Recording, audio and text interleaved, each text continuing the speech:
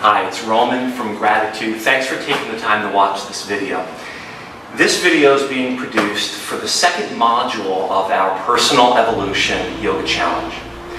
What you guys can expect tomorrow night, or if you're taking this course online sometime in the future, the second module, I get into a couple techniques, physical techniques, to help you better understand how to apply these principles of alignment in a few different postures. And we also get into breath work and meditation. So I want to start off with a couple props to help with meditation and to help with breath work. So a prop essentially is anything that will help you to achieve the end result of your yoga practice. Here I have a couple different yoga blocks. This is a yoga block that's firm, and this yoga block is a little bit more soft. I have a thick bolster, I have a thin bolster, and we also have what we oftentimes call Mexican blankets. Now all of these things you can find online. You can go to yogaprops.com or do your own Google search. They're not cheap, but if you're interested in creating your own personal practice, I would highly recommend getting 5 or 6 of these blankets, a thin bolster, a thick bolster, a soft block, and a hard block. So today what I'm going to do is I'm just going to set up our meditative position, our meditative seat called Sukhasana. Sukha means easy, so it's easy pose, which is sort of ironic because it's really not easy at all. It's very difficult for people to get into and to sit into. So most people are going to be able to find a yoga block. It's the most inexpensive way. So whether you have a yoga block, a bolster, or one of the blankets, I would suggest getting a soft yoga block for sitting on, because sitting on a firm yoga block like this can have some problems with the seat, legs falling asleep, so to speak, etc. So what you're going to want to do is you're going to want to put the block underneath you and go ahead and sit up on it. Now, a great way to get into this posture, the way that I've been taught, and just before I show you this technique, there are many different techniques. The beautiful thing about the internet is that you can go online, you can search meditative seat, you can find something that works for you. In my professional experience, 90% of the people find the most ease, remember the name of the pose, Sukhasana, in this pose, and I'll teach it. So what you're going to do is you're going to get up on your yoga block, you're going to flip your glute flesh, your seat kind of right and left. What I'm going to have you do is take, just for the sake of it, this is my left leg, and bring my left heel in so the top of the foot is flat, okay? Right in the center of the groin. This crease here between the calf muscle and your inner leg, I'm going to have you go in there and flip it out, because oftentimes that gets a little crushed or smushed, and it can create a little bit of what we call a hot spot, and it can be problematic. The mind will go to it. So you flip that out. Now the other leg, my right leg, is going to go in front of this leg. Now sometimes you see people putting their legs on top of each other.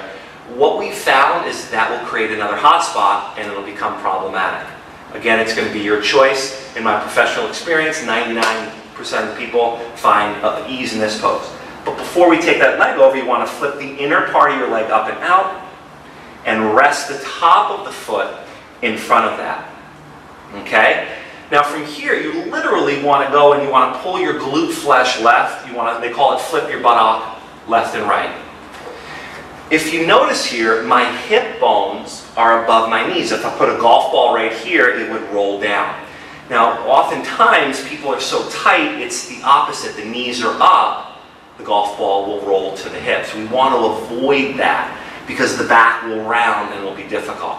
So if this is the case, well, you're going to want to take a bolster, or I probably wouldn't say take 2 yoga blocks, because then it gets the old adage, the higher that the ladder goes, the more it sways, the less stable you're going to be. But perhaps you can take a pillow from the house, a blanket. It doesn't have to be one of these, handmade blankets. Fold it up a couple times and put that on top of your yoga block. So now we've got a little bit more lift, and then I repeat the same thing. Make sure that it's centered. Take your foot, flip your hamstring away, take your other leg, and bring it down. You're going to want to be on the front rim, forward rim of your sitting bones, okay? And then Here's your meditative position. So what I want you to do is I'd like you to take a few moments to find something in your house. If maybe you have a yoga block, a soft yoga block, a blanket, and get yourself into this position. All right, welcome back. I'd like to talk about the 3 types of breath work that we're going to be working with in this second module. The first breath is called Ujjayi breathing. I'd like you to take your 2 fingers to the little indentation right here. And I just want you to just create an H-A-ha sound, sort of like so. All right, so you heard the H-A-ha. Now what I want you to do is I'd like you to seal your lips and create the same H-A-ha sound with your lips sealed. Let's do it together. Okay? Now Ujjayi breath is allowing the air to contract through that little the bottleneck, if you will, or the little aperture in the throat to create that whisper, that H-A-ha sound on the inhale as well as the exhale. Let's practice that together. We'll just breathe 3 rounds of breath, Ujjayi, with your lips sealed. We'll do it together.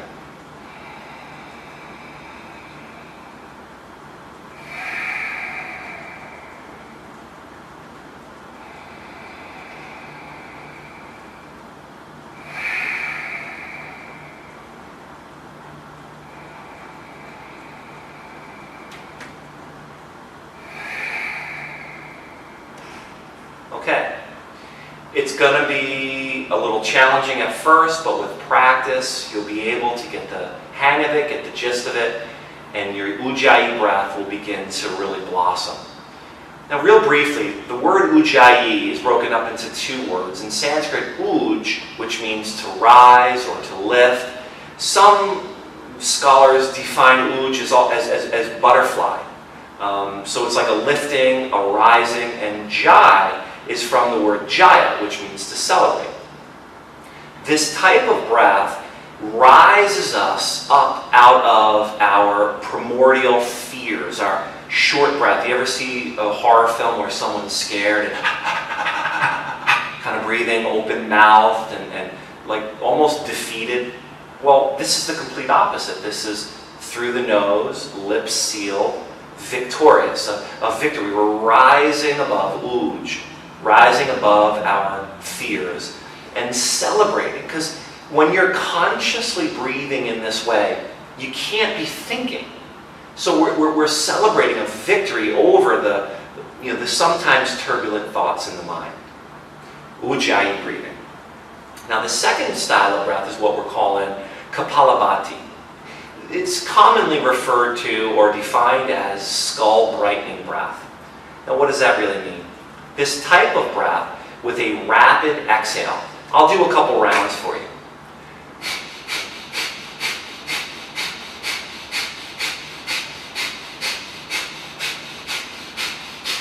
So it's almost like I'm rapidly exhaling, as if I had a candle here and I was trying to...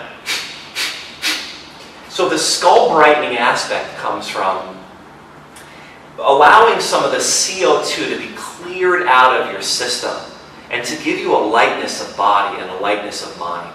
And it helps to really settle you for your meditative state.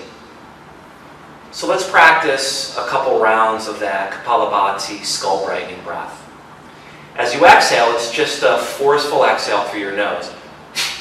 Now the inhale takes care of itself.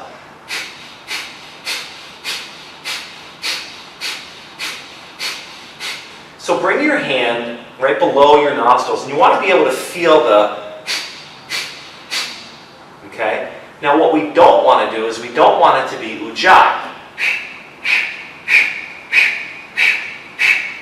Just through the nose. Okay? So let's take a breath in and out. And exercise just 30 seconds of Kapalabhati.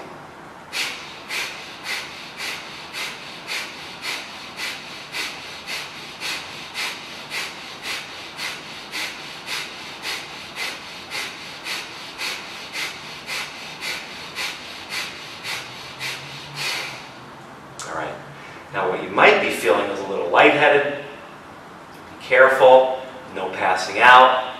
Whew, feel a little lightheaded. So what it does is it clears out the head, it clears out the inner body. We're going to be going over that style of breathing, Ujjayi, Kapalabhati, and the third style of breath, or technique if you will, called Nadi Shodhana. Real simple. You inhale through one nostril, and you exhale through the opposite. Then you inhale through that nostril, and you exhale through the opposite. But there's a couple ways to do it. You can simply use your index finger or your thumb to kind of block. But what we found is when you take your index finger and your middle finger and just press it into the meat of your thumb, you can use your thumb to block your right, your ring finger and your little finger to block your left. Another technique that I've been taught is if I take my thumb and my fingers like so, place my index finger and my middle finger to the eyebrow center, and I can use my thumb to block the right and my ring finger to block the left. So we're going to simply breathe in through one nostril and out through the other. I'll demonstrate for you. Inhale through the left. I'm going to block both nostrils and then exhale through the right. Inhale through the right and exhale through the left. Okay? And you'll repeat that. If at any time you feel yourself getting really lightheaded or dizzy, just stop. If you need to lie down, lie down. Once you regain that level of equanimity, repeat the process and pick up the trail. So let's do 3 rounds of Nadi Shodhana. Inhaling through one nostril, exhaling through the right. Inhaling through the right, exhaling through the left. I'll coach you through it. Block your right nostril with your thumb and inhale through the left. Block your left with your ring finger and exhale through the right. Inhale through the right, block your right, and exhale through the left. And that's 1. Inhale through the left, block your left, exhale through the right. Inhale through the right, block your right, and exhale through the left. That's 2. Do 1 more round.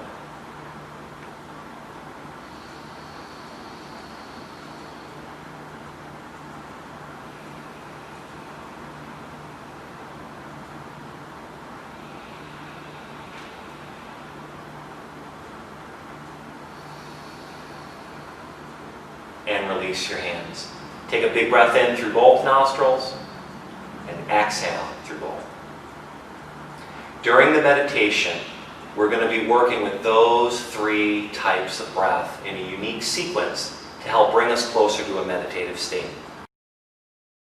I'd like to introduce you to what we call internal rotation, external rotation. Sometimes we call it turning in and turning out. And other times we call it internally spiraling, or an inner spiral, and externally spiraling, or an outer spiral. These anatomical terms are referencing what your limbs are going to be doing in relation to the postures that you're in. It's going to be the legs that will externally spiral or internally spiral. It can also be the arms that externally spiral or internally spiral. I'd like you to take your yoga block and to bring these concepts into your bodies. I'm going to have you lie down. Take your yoga block between your legs like so. Now the external spiraling of both of your legs as you turn the thighs out, the yoga block moves towards you. Now as you internally spiral your legs, the yoga block moves away from you. I'd like for you to externally rotate both of your legs. Notice how the block moves towards you. And internally spiral both of your legs, and the block moves away from you. External spiral, internal spiral. And you can see I'm almost like a human Pez dispenser. You guys remember that? Okay? Very important to understand these concepts. Let's remove the yoga block. Bend the left knee, keep it on the earth. With your right leg up to the sky, this right leg wants to turn out in the hip socket. That's called an external rotation, a turning out, or an outer spiral. You'll notice the toes kind of turn out. Now we'll do the opposite, an inner spiral. And what I'd like you guys to do is I'd like you to internally rotate and spiral, externally rotate and spiral your right leg a couple times, place the foot down, take the left leg up, externally spiral the left leg, internally spiral, external a couple times, and feel that. Take both of your legs to the sky, and let's have a little exam here. I'd like you to externally rotate your right leg. Notice how your toes turn off to the right. And externally rotate your left leg. Do you guys remember what they call that type of foot? Charlie Chaplin? Let's do the opposite. Internally rotate both of your legs. Notice how your toes turn in. They call that duck's feet, right? Let's externally rotate the right leg and internally rotate the left leg. Notice all of your toes are going to the right. Externally rotate the left leg, internally rotate the right leg. Your legs are going to the left. Your toes are pointing to the left. When we're externally rotating, outer spiraling, inner spiraling our legs, and we're on the yoga mat, the feet are not going to move because they're rooted to the earth. What moves is the energy into your hip socket. And this is important because depending on how we spiral or rotate the legs in each pose will determine the stability or the space or the expansion that we're trying to achieve in each one of the postures. Okay? Now let's put this concept to work here real briefly in triangle pose. The left leg is pointing somewhat forward, and you're going to slightly externally rotate it. You'll notice the leg slightly turns out. The right heel, my back leg here, the heel turns back, and I'm going to internally rotate my back thigh. I'm going to take the tailbone, tuck it into the body, and bring my hand down onto the earth. Now, oftentimes when a student is in this pose, they're quite literally doing the opposite. The front leg, the toes kind of pointing in, and the thigh is internally spiraling, and the back leg is externally spiraling. So we get crunched or compressed or torqued in the ankle, the knee, the hip, the lower back, and you don't quite feel the pose. So, you've got internal spiral, internal rotate, or turning in, 3 different terms describing the same thing. And I wanted to introduce all of you to these concepts because on module number 2, again, whether you're watching this in a recorded session or you're actually going to be with us live in our next session, I wanted to give you a little bit of context before we started the session. All right, so practice internally rotating and externally rotating.